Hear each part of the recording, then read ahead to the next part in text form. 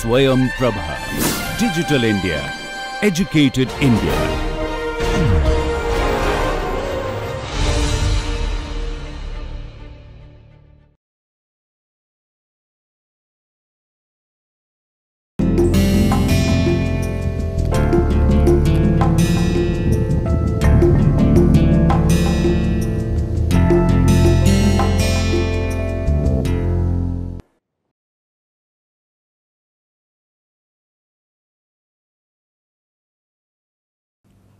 Good evening everybody, my name is Madhvija and I am from Delhi University Janki Devi Memorial College, Department of History. Today we will be speaking about the Russian Revolution of 1917. The Russian Revolution of 1917 is undoubtedly one of the most important events of the 20th century world history. It has two phases. First revolution in March, which led to the end of the Tsar's rule, and revolution in November, which installed the Bolshevik or communist government. This revolution had major international consequences. For centuries, Russia had been under autocratic and repressive Tsarist regime, which began to crumble in the middle of the World War I. While one can see the war as being the most immediate cause of the revolution, it cannot be seen as the only cause. Factors that led to the fall of Tsarism in Russia are deeply rooted in its history. It was a combination of various factors such as the agrarian question, workers' discontent, presence of revolutionary ideas, the impact of World War and the inadequacies of the Tsar himself that played a crucial role in creating a situation of crisis and led to the eventual downfall of the Romanov dynasty and the February Revolution in 1917. Until 1905, Russia was an absolute monarchy without a parliament or even a constitution. There was no central government except for the Tsar's residence and no laws other than his decrees. There were only two divisions in the society, the nobility and the peasantry, the majority of whom were serfs. Now we will talk about the socio-economic crisis in Russia which led to the revolution. The political repression in Russia under Tsar Nicholas I and the subsequent defeat in the Crimean War 1854–56 were followed by a period of enlightened rule under Tsar Alexander II. The early administrative measures of Alexander II paved the way for a reform and a complete reversal of his father's policies. The reform for which Alexander II will ever be remembered was the emancipation of serfs. The agrarian problem is relevant to understand the nature of the February Revolution, even though peasants were not directly involved in the actual revolution and led to the downfall of the autocracy. The defeat of Russia in the Crimean War had exposed the weakness of the Russian state and created the need for reforms. However, the Tsar did not want to undermine the autocracy, power or status, thereby leading only to half-hearted reforms that would result in modernization for military purpose. One such reform was the emancipation of the serfs in 1861, by which peasants became an independent holder of his allotment of land. The Russian presently had been long suffering under the conditions of serfdom, under which they performed unfair labor to maintain the landlords in the service of the Tsar. However, 18th century majority of the peasants were reduced to a state of slavery combined with heavy taxation and the legislation of 1762 that freed the nobility from obligations. This led to several peasants' uprisings and revolts in country. Numerous peasants' insurgencies occurred in the Russian countryside between 1828 and 1854.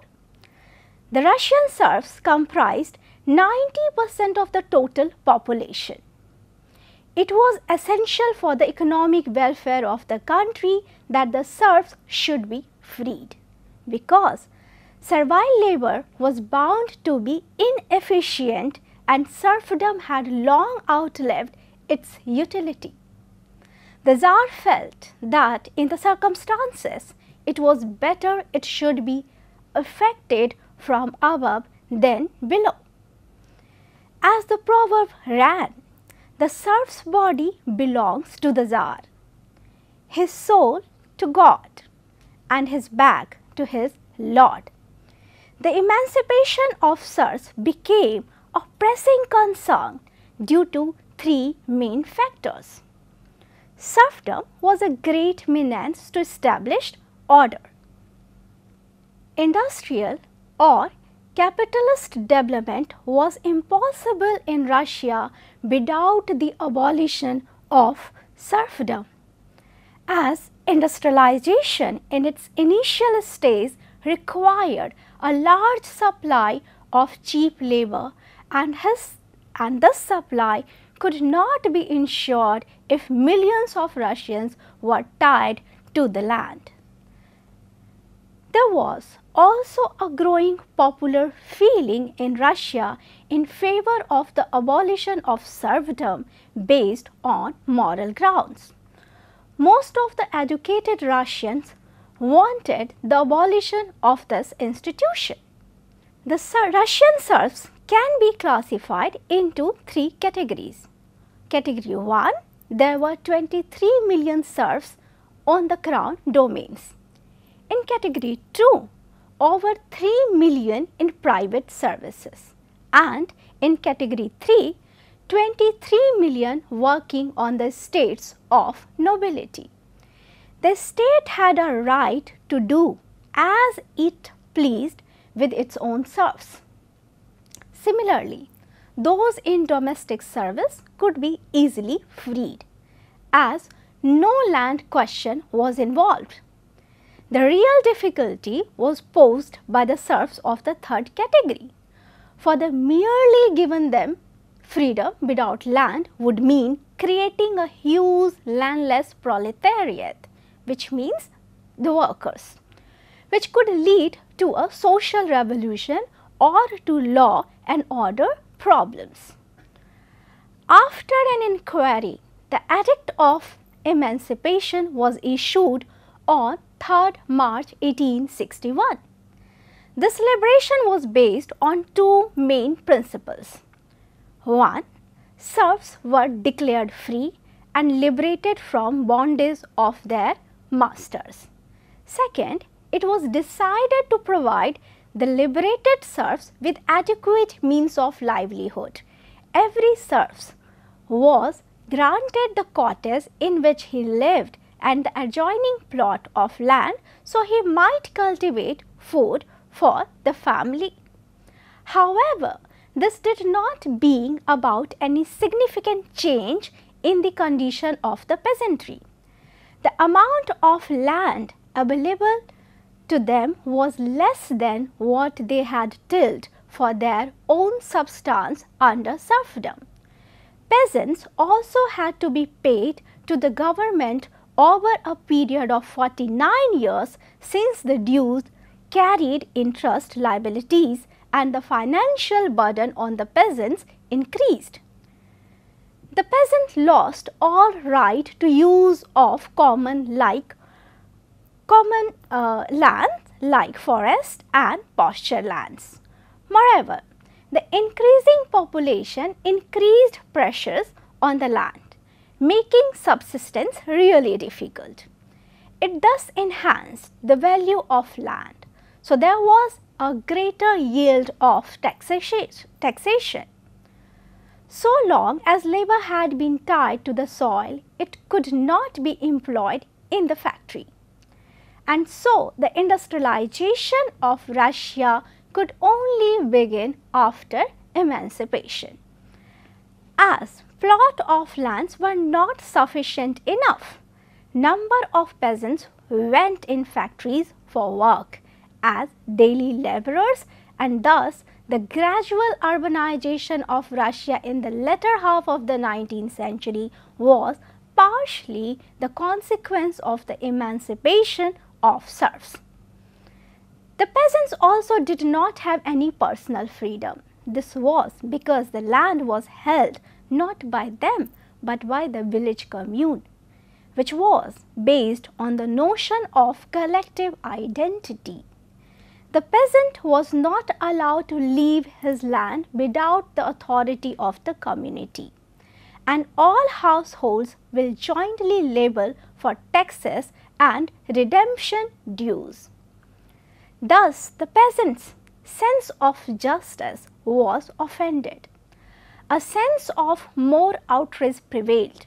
They saw the 1861 settlement as depriving them of their natural legitimate rights. Rural unrest grew, and incidents of rent and labor stuck and land squeeges from private landowners rose in 1890s and 1900. It played a major part in the revolution of 1905. Because of emancipation, the nobility lost labor force, and a part of their lands,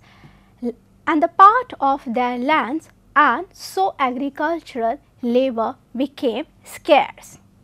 There was a sense of crisis in agricultural productivity that was characterized by low yields and recurrent harvest failure of the government to deal with it gave rise to voluntary organizations that began providing relief. These proved the incompetence of the Tsarist regime, increasing public interest of the government. In fact, the 1891 famine crisis resulted in the whole of the society in becoming radicalized, politicized. A public sphere and civil society in opposition to the Tsar enlarged. The late 19th century also saw the beginning of the growth of commercialized agriculture in Russia. As a result, some peasants began to propose and others were forced into landlessness, while Marxist historians have tried to show beginnings of class differentiation on account of this commercialization. This had been contested by other scholars. However, Russia may have been a peasant economy characterized by inequalities, but class consciousness did not exist at that point of time. There was no basis for a class struggle in Russia, and thus the February Revolution cannot be explained in terms of a social struggle. Commercialization, however, did challenge the local hierarchy at level of village to assemblies. Peasants landed to be radical and wanted to seek a great degree of freedom from the commune. Literacy also weakened the village patriarchies, order by breaking down barriers between the commune and outside world. During the First World War, military troops were mobilized, where they acquired a certain degree of literacy in course of their military training. This exposed them to revolutionary idea and propaganda, and where peasants returned to their village, they took up socialism and tried to break the hierarchy of the local village commune. Russia witnessed the beginning of industrialization by the second half of the 19th century with huge state support. From 1880s itself, the state sponsored an upsurge in heavy industries. This was evident in case of railways, coal and mine industries, encouragement given to foreign investment. However, this rapid economic development along with social repercussions of emancipation gave rise to a range of diverse pressures upon the regime. As the country became more industrialized, inadequacies of the Tsarist rule became increasingly apparent. Industrialization was accompanied by growing political and social instability. Industrialization was restricted and permitted, and Russia renamed a predominantly agricultural country. The factors were after foreign owned, foreign financed and staffed by foreign technical and managerial personnel. Those foreign investors were only concerned with quick profits and not workers. As the working population increased, few major cities like St. Petersburg and Moscow swelled with overcrowding. There was shortage of accommodation, poor working condition and living conditions. Problems like ill health, low wages, long hours of work, victimization of poor, minimal education overwhelmed the workers. The workers in Russia had no representative voice, no means of gaining even minor reforms. Thus, illegal strikes and demonstrations became a common feature and led to the creation of radical left. A trade union movement began in the 1870s. Urban centers saw considerable labor unrest from 1890s onwards. A succession of city-wide strike in St. Petersburg in 1896-97 wrecked the stability of the royal family and autocratic establishment. In reaction to the strikes, reforms were introduced from above. The money which the nobility received as indemnity for the loss of their serfs and land was quickly spent up, and so the power of many members of the nobility was thus curbed. To the peasants, it was a change for the worse. David Thompson has observed that the imperial decree of the emancipation gave the Russian peasants legal freedom without economic freedom. Personal liberty meant little to the peasantry as living conditions had deteriorated, and the amount of land distributed among the former serfs was too small to satisfy their needs. To make matters worse, they had to pay money to the state for the next half a century for the inadequate land. Cochin and Abraham, in their book The Making of Modern Russia, calculated that by 1878 only some 50% of the former serfs had received adequate land endowments. The rest were below subsistence level. The terrible land hunger which surfaced could not be satisfied until the Bolshevik Revolution in 1917. Another problem was that the ex-serfs did not receive the land in their own right, but rather the village community or mir was made the actual owner of the land. Thus, taken as a whole, the emancipation did not do much to improve the economic conditions of the Russian peasants. Let's talk about some other reforms of Alexander II. The character of Alexander II's reign was certainly more human and liberal than that of Nicholas I. The survivors of the anti-monarchical Decembrist movement of 1825 were allowed to return to Russia. Many other political offenders too were pardoned. The restrictions imposed upon the Russian universities and the Russian presses were removed, and the Russian intellectuals were also permitted to travel more freely abroad. The whole country was now flooded with utopian schemes of reforms. Tsar Alexander II also adopted the policy of westernization and sought to reform some western reforms in his country, though in half-hearted, hesitating manner. He encouraged trade and commerce and also sought to industrialize Russia. In November 1864, Alexander II issued a decree to reform the existing judicial system in Russia. The main principles of English and French jurisprudence were now introduced to Russia, namely the separation of executive from the judiciary, trial in open courts and with the help of advocates, and also trial by jury in criminal cases.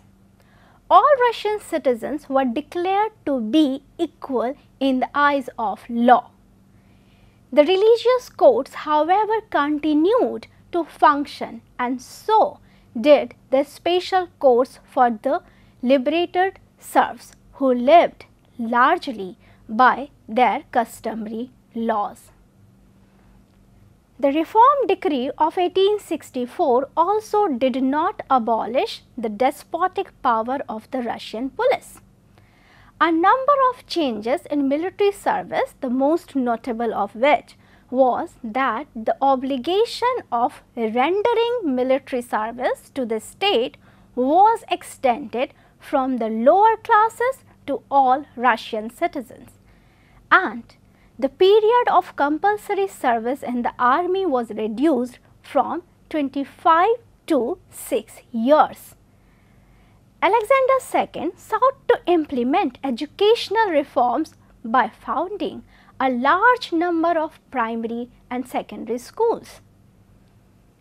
The reformatory zeal of Alexander II was half-hearted. It failed to satisfy the majority of the Russian people. The Tsar did not accept the criticism of these reforms lightly and gradually stiffened his attitude towards the people. The plan to modernize the education system was given up. Women's education was discouraged, and even the judicial reform of 1864 were kept in abeyance. The uncertainty between liberalization and reaction drove the Russians into the hands of the extremists. The people were now convinced that reform must hereafter come not from above but from below. Growth of extremist movements in Russia. The failure of the reforms undertaken by Alexander II convinced the Russian people that the Tsar would act only under the pressure of increasing agitation.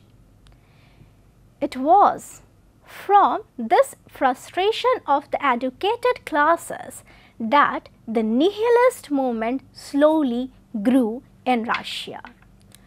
The word nihilism means lack of faith in the existing tradition and values of life.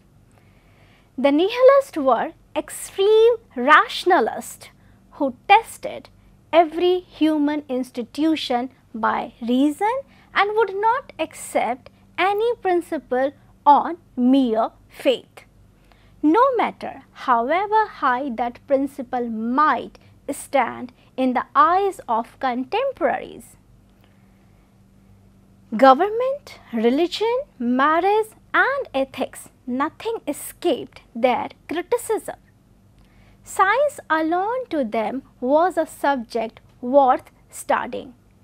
It would be wrong to think that the nihilists were purely negative in their attitude to life. They had a positive program of action and positive ideas about reorganizing the society. As Turgenev had shown in his famous novel Fathers and Sons. The nihilist movement developed in Russia in three distinct stages. In the first stage, during the 1860s, nihilism was confined to political and philosophical speculations. In the 1870s, these nihilistic ideas mixed up with the ideas of Romanticism came to be preached by hundreds of Russian youths among the peasants in the countryside. The reactionaries called themselves Narodniks, which literally means men of the people, and was the activity of its first student supporters who went out from the universities clad as peasants to try to convert villagers to socialism. The peasants, however, often looked upon them with suspicion and did not easily accept their ideas. Sometimes the peasants even handed them over to the local police. The government took alarm and imprisoned hundreds of these Narodniks and even sent many of them to exile. As a result, the nihilist movement was driven underground, and in the 1880s, during its last phase, a tendency towards sometimes the peasants even handed them over to the local police. The government took alarm and imprisoned hundreds of these Narodniks and even sent them, many of them, to exile. As a result, the nihilist movement was driven underground, and in the 1880s, during its last phase, a tendency towards individual terrorism developed in Russia. Attempts were made on the lives of many high-placed Russian officials with bombs, pistols and knives.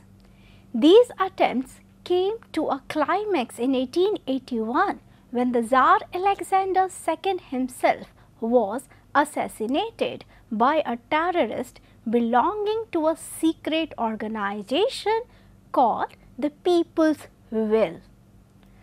However, the tide began to turn. The nihilists soon lost their contact with the Russian masses, and the new Tsar Alexander III inaugurated new era of despotism. The failure of the various movements convinced many Russians that if they wanted to bring about a transformation of their society, they must shun the path of individual terrorism and find a new theory and practice of social reconstruction which would involve the masses.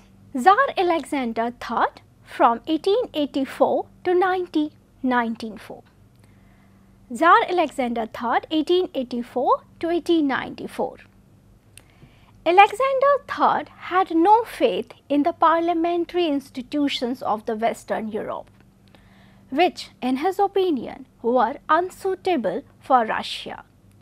Autocracy, orthodoxy and Slav nationalism were the three main principles in which he believed, and he was determined to translate these principles into action. Under Alexander III's guidance, a course of repression was adopted towards all those elements which failed to conform to the creed of one Tsar, one Church and one Russia, and which were alien to his three main principles: orthodoxy, autocracy and Slav nationalism. However, Alexander III could not brush aside the forces of discontent from Russia in the long run, for such discontent had only shifted underground for the time being. The economic development of Russia, particularly industrialization, gained a new momentum in the reign of Alexander III. He encouraged the development of railways, mining and financial institutions in Russia. To quicken the pace of industrial progress, he also sought foreign collaboration and foreign loans. Now, we will be speaking about the revolution of 1905. The reign of Alexander III saw a severe course of repression towards all those elements which were alien to the principle of orthodoxy, autocracy and Slav nationalism. Revolutionaries were exiled, the press and the universities were muzzled, a policy of Russification was adopted towards the non-Russian subjects, that are the people from Poland, people from Finland, Jews and Germans and religious other than the Greek Orthodox Church were persecuted. Nicholas II, 1894 to 1917, who succeeded Alexander III, was inclined to mysticism and also subject to malignant influences such as those of his queen, Empress Alexandra and the Siberian monk named Rasputin. He came to the throne at the age of 26 after the death of his father Alexander III. He was not, however, fit to sit on the Russian throne at this hour of crisis. For nearly 18 years, from 1894 to 1905, he continued his father's repressive policies with any variation except towards greater severity. Both reactionary officials, Plehve and Povednostev, remained in power. Plehve, the head of the secret police, was promoted to the rank of Minister of the Interior with almost dictatorial powers. The police were authorized to arrest any person they suspected and to inflict any punishment they liked. University teachers and students were constantly watched by the police, and the censorship of the press became more vigorous than before. The Industrial Revolution, which had begun in Russia in the reign of Alexander III, was in full swing by the reign of Nicholas II. The industrialization of Russia in the long run weakened the autocratic reign. It revolutionized the traditional social fabric and gave birth to two important classes, a middle class and a numerous working class, both of which provided a fertile soil for the seeds of revolution. The industrial workers were naturally attracted to the more radical creed of socialism. The political philosophy of the rising middle class, which had long been prevented from entering into Russia, now spread all over the country. It found manifestation in the formation of organizations like Union of Liberations 1903 and the Constitutional Democratic Party 1905. The Constitutional Democratic Party included within its fold different types of constitutionalists, including the constitutional monarchists and republicans. The discontent of the peasants and the workers, which was much more widespread and deeply rooted than the middle class. This discontent sought expression through different channels. While Russia was being rapidly industrialized, no attempt was made to change the old social institutions and values. At a time when in other European countries the labor movement was acknowledged, the Russian workers were not allowed to form trade unions or any other organizations. Consequently, their discontent found expression through revolutionary channels. Secret radical groups sprang up, and working class agitation under the influence of Marxism came to the surface. In the 1860s, Bakunin had translated the Communist Manifesto into Russian, and in 1872 there appeared a Russian translation of the first part of Das Kapital. In 1883, a group called Emancipation of Labor was formed under the leadership of Georgy Plekhanov. It gave its main attention to the working class and was prepared to cooperate even with the middle class.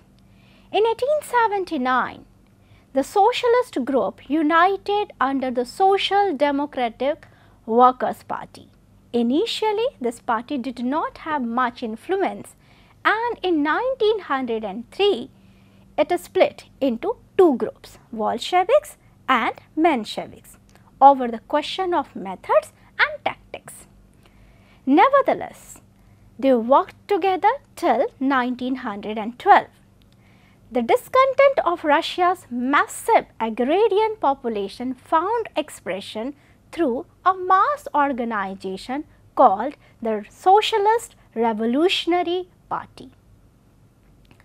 Their program, it had been said, disclosed an effort to link up populism with Marxism and Henry George. Its slogan was "the whole land to the whole people." Thus, it appealed to the peasants and to their appetite for land. By 1904, there were already four main sources of active opposition to the autocratic regime. 1. The discontent subject nationalities represented by the policy of Russification. 2. The land-hungry peasants. 3. The bourgeois liberals. And 4. The class-conscious industrial proletariat. Added to this was the humiliating defeat of Russia in Russo-Japanese War 1905. It served as the immediate stimulant for the rising of 1905 revolution. Sporadic peasant disturbance kept rural society in a state of tension, and the socialist revolutionaries resumed the terrorist tactics of the nihilist leaders, restoring to the massacre of the high official of the Tsarist government. I'll repeat. Resumed the terrorist tactics of the nihilist leaders, resorting to the massacre of the high officials of the Tsarist government. In July 1904, Plehve was assassinated by a socialist revolutionary.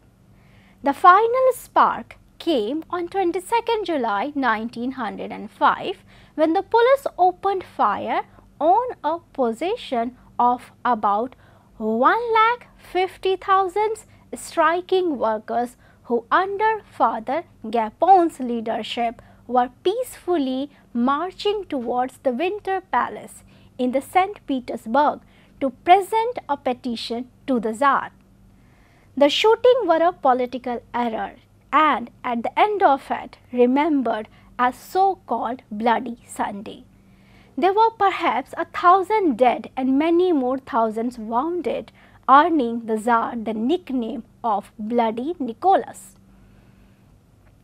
Meanwhile, a series of peasant uprisings in the countryside continued to threaten the landlords.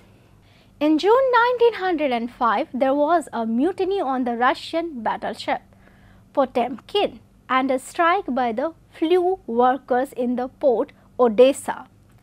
All these events culminated in the general strike of October 1905.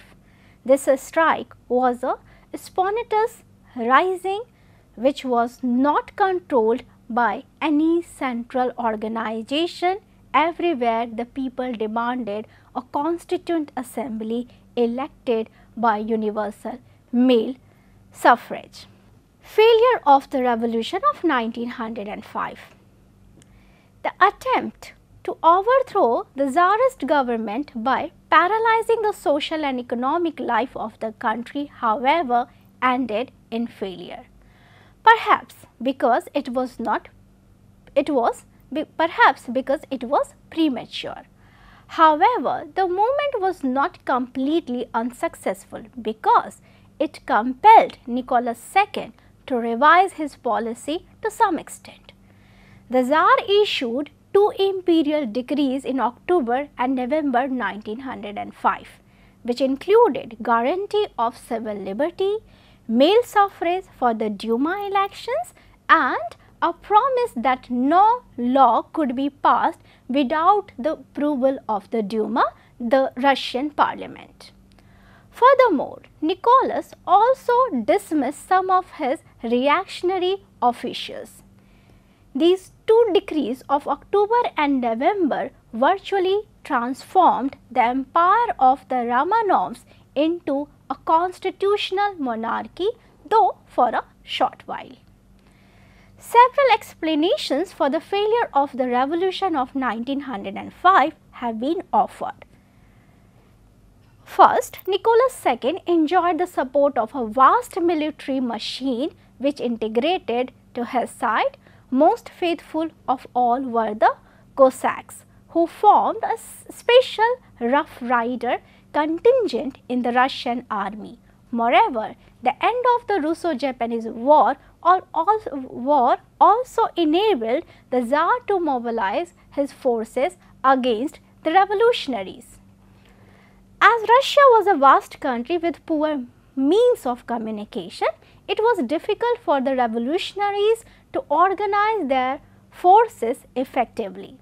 There was no central revolutionary organization to direct the movement, and so in effect it was a series of sporadic uprisings without effective leadership.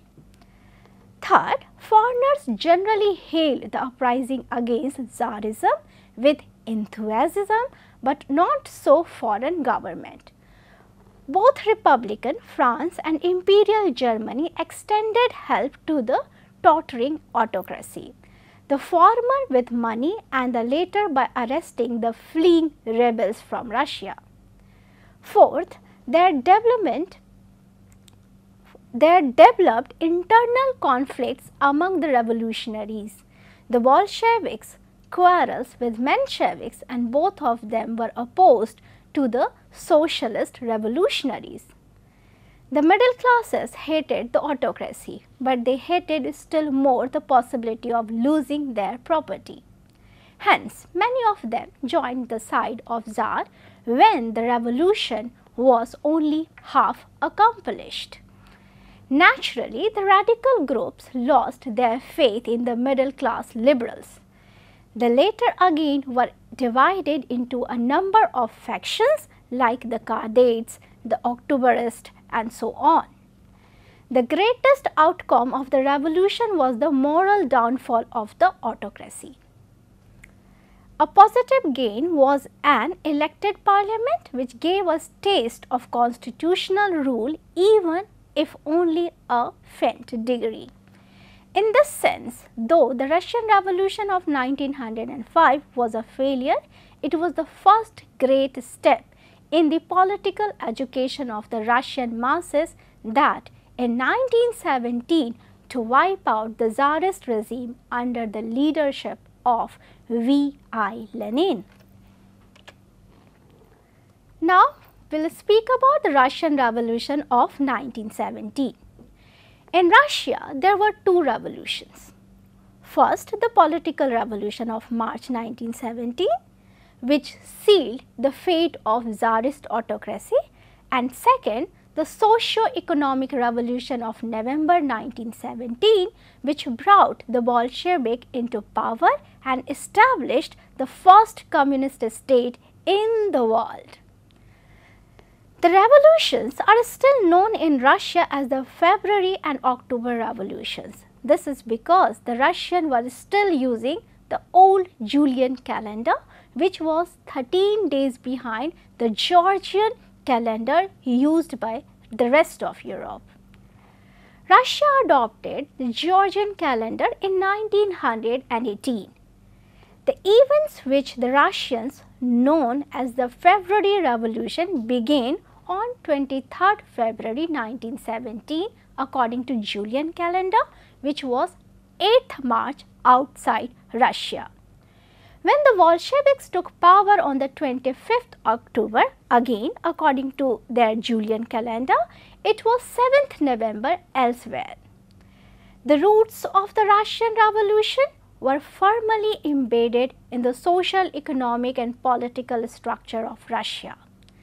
Despite the events of 1905, the period between 1907 and 12 witnessed some economic prosperity in Russia. However, the Russian government during this period returns to its pre-revolutionary character and power was held by the existing ruling classes. The rise of the kulaks and constituted only a small minority of the peasantry inflicted a new kind of hardships on the poorer peasants. The bulk of the peasantry was now reduced to the status of ordinary day laborers or landless wage earners. In short, there was a great tension and restlessness in Russian agrarian society on the eve of the Bolshevik Revolution. Russia was going through to the earliest phase of her industrial revolution, and the rise of the factory system brought along many associated hardships for the working class. The number of strikes continued to rise between 1905 and 1914. And the increasing working class agitation in Russia mirrored the growing discontent of Russian society more widely. The gulf between the rich and the poor was widening. There was a small middle class who was very feeble, and there was a lack of education among the majority of Russians. The Bolsheviks took an active role to reform the society and bring political consciousness among the people. The period from 1907 to 12 was, generally speaking, a period of economic prosperity for Russia, but the Russian government during this period again got back its pre-revolutionary character and power was captured by the existing ruling class. Pyotr Stolypin, who enjoyed the full confidence of the Tsar till his assassination in September 1911, encouraged the rich peasants and kulaks to squeeze out the poorer peasants from the soil. Considerable holdings belonging to the state and to the imperial family were put up for the sale to these kulaks or big peasants. Stolypin persecuted the revolutionaries, imprisoned or banished political suspects. oppressed the Jewish people living in the Russian Empire and sponsored new legislation against the people of Poland. It was not until the First World War that the Russian people got another opportunity to challenge the autocratic Tsarist regime. At first, the war triggered a great outburst of patriotic feeling in Russia and served as a unifying force in politics. However, as the news of Russian defeat came in quick succession, the angered public began to blame the incompetence and corruption of the Tsarist regime. The common people, particularly in the towns, faced difficulties in obtaining food and fuel. Inflation became rampant, and the government remained largely indifferent to the people's sufferings. Popular disaffection began to spread more widely during the winter of 1916-17, particularly on account of the chronic food shortages. In December 1916, Rasputin, who was regarded as an evil advisor of the Tsar, was assassinated. The subject nationalities became restless. The middle class began to grumble, and there were riots by peasants in the countryside and strikes by individual workers in the towns. Simultaneously, just as the philosophers prepared the French mentally for the French Revolution, the Russian writer and philosophers too played a significant role in the Russian Revolution. Writers and thinkers like Turgenev, Gorky, Tolstoy, Bakunin and Karl Marx infused new ideas into the minds of the Russians, and such ideas helped to generate a deep hatred for the Tsarist regime among the common people. The March Revolution of 1917. The March Revolution was neither premeditated nor carefully organized and was the result of an almost spontaneous popular reaction against military defeat and economic crisis. The cry of bread was followed by the cries of down with the war and down with autocracy. On 8th March 1917, the industrial worker of Petrograd went on a strike demanding higher wages. They were joined by students on the following day, and on the third day the strike became universal. Even the police forces were overpowered in some parts of the city. The revolution was finally precipitated by the Tsar's decree of 11th March 1917, which asked the striking workers to go back to work. The workers refused to obey the decree and won over to their side some of the soldiers whom the Tsar had sent to suppress them. The minister of the Tsar fled.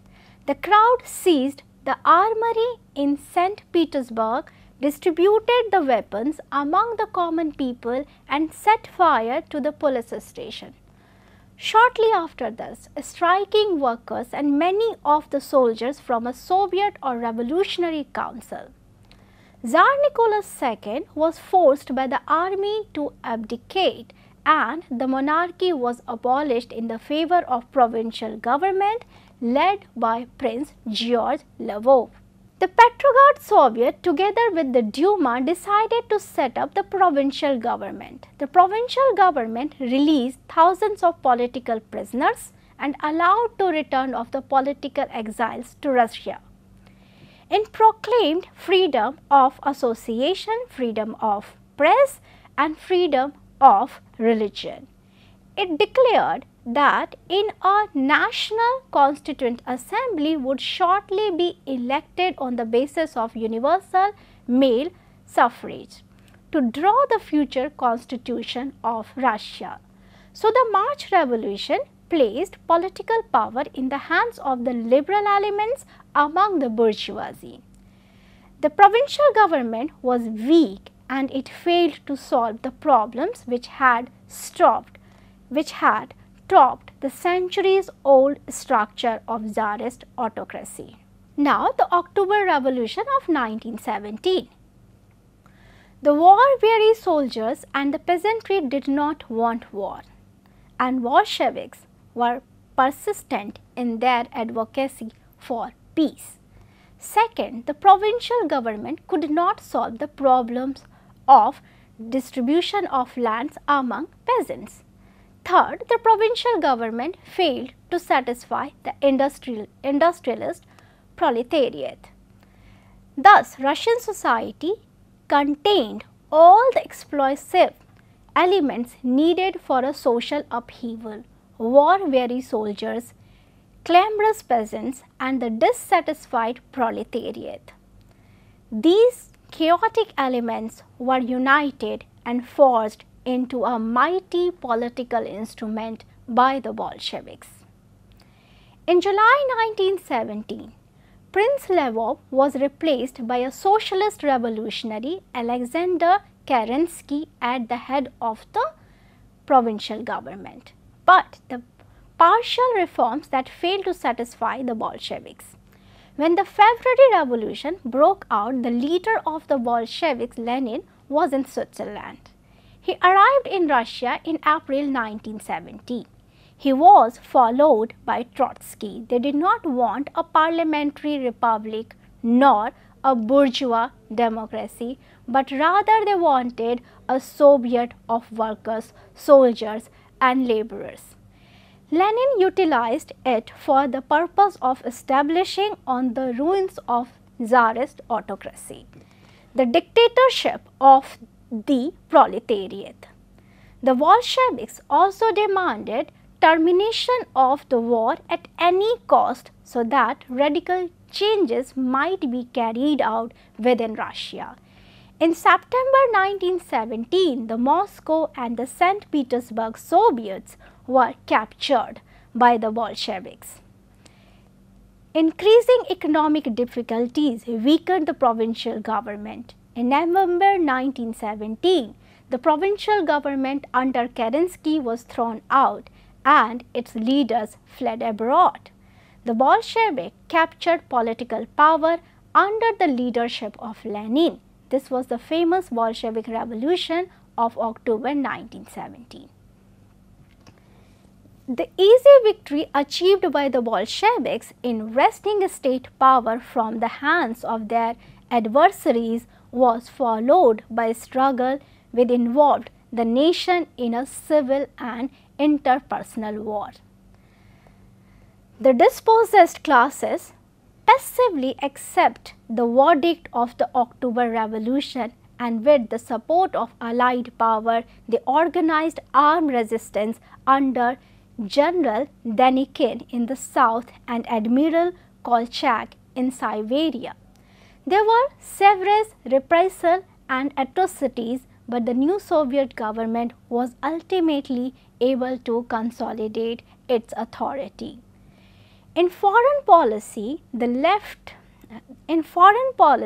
first important step taken by the new government was to withdraw from the war and accept the terms dictated by Germany through the Treaty of Brest-Litovsk on 3rd March 1918. At home, the large estates were confiscated and the peasantry was finally won over, a workers' and peasants' state established in Russia. Now, let us talk about the significance of the Russian Revolution. The importance of this revolution is no less than the French Revolution of 1789. The impact of the French Revolution was confined to Europe, but the influence of the Bolshevik Revolution was global. It encouraged the downtrodden and suffering people of the world to combine and fight for freedom. The Russian Revolution of 1917 far-reaching social, economic and political changes in Russia. The Russian Revolution of 1917 brought about far-reaching social, economic and political changes in Russia. It led to the birth of the USSR, or the Union of the Soviet Socialist Republic. For the first time in the history of the world, a socialist state was created. Production and distribution were hereafter controlled by the state. Private ownership of the means of production and private profit making were no more allowed. Land was taken away from the landlords and distributed among the peasants. In time, the Bolshevik Revolution came to exert a far-reaching global impact. Germany, Italy, England, France, Eastern Europe, Asia and Latin America were influenced indirectly by the Bolshevik Revolution, although the degree of influence varied from place to place. The affairs of the Soviet Union were keenly observed by the rest of the world, as it was the first implementation of the philosophy preached by Karl Marx. Under the forceful impact of Marxism, Leninism, communist parties were founded in different parts of the world. Through the Comintern, the Russian Revolution helped to strengthen the anti-colonial nationalist movements in different countries of Asia. For example, the Indian nationalist struggle derived great stimulus from the Bolshevik message. This great upheaval left a permanent imprint on the future course of world history. In a long-term sense, it indirectly contributed to the growth of the fascism in Europe and the beginning of the Cold War between Russia and the United States in the post-Second World War period. Impact of the Russian Revolution. The establishment of the communist state in Russia shook the world. It set up a new way of living and thinking. Socialists viewed Marxism as a force for liberating workers from economic exploitation and political oppression. In 1917, notwithstanding the facts that the Russian economy was still agricultural and terribly backward, that Russia's mines and industries were controlled by foreigners, and that the literacy rate was very low. The socialist revolution first came in Russia. The establishment of the Socialist Soviet Republic was seen as a decisive threat to the capitalist world order. Even in the 19th century, the socialists had envisaged a worldwide revolution. The Song of the Socialist International, established in 1889, was the International Unites the Human Race. To Lenin and Trotsky, the main purpose of the revolution in Russia had been to prepare the ground for other revolution to come. First in the developed capitalist countries of the West and then in the colonial territories. With a view to promote a world revolution, the Bolsheviks set up the Communist International, or Comintern, in 1919 as a worldwide organization with headquarters in Moscow. All workers' parties around the world were invited as members. Socialist parties in France, Italy, Austria, Norway decided to join it. Lenin's aim for the Comintern was to Bolshevism the main socialist parties and to create a corps of committed socialists who could provide a striking force for a world revolution. The revolution in Russia also encouraged revolutionaries everywhere to dream of freeing their own societies from foreign domination. It provided a model for how to overthrow an oppressive regime as well as pattern for creating a new state that was just and modern.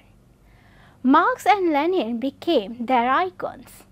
During the early 1920s, communist parties were set up in China, India, Indonesia, Turkey and many other countries. Lenin also paid considerable attention to the prospect of revolution in the colonial world and promised to support movements against colonial oppression and ethnic domination. Soviet leaders had taken the position that at that stage the communists had to ally with the bourgeoisie in their own countries against the colonial power so that a full-fledged capitalist social system came into being before the working class would successfully challenge the bourgeoisie for power. The emergence of the Soviet Union as a superpower created fear about the spread of communism and also fired the imagination of policy makers everywhere. In the economic field, Soviet practices and achievements made all countries planners. The idea of planning and central direction of the national economy with definite goals emerged from the Soviet Union.